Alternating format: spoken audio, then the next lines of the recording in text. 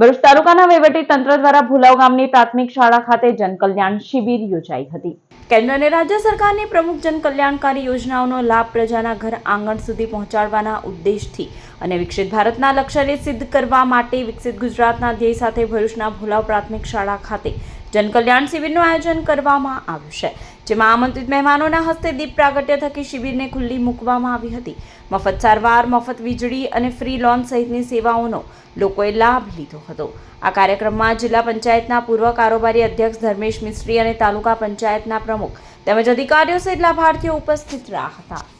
છેલ્લા 12 વર્ષની અંદર માનનીય વડાપ્રધાન શ્રી નરેન્દ્રભાઈ મોદી સાહેબે જે જલ કલ્યાણ માટે વિવિધ યોજનાઓ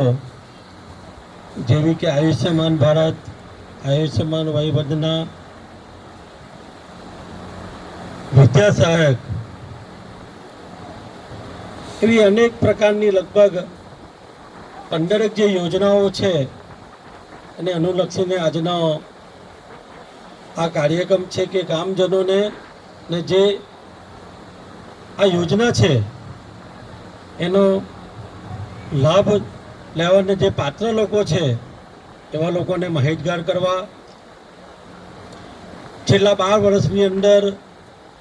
માનનીય દેશના વડાપ્રધાન શ્રી નરેન્દ્રભાઈ મોદી સાહેબે જે રીતે સુશાસન કર્યું છે અને જે રીતે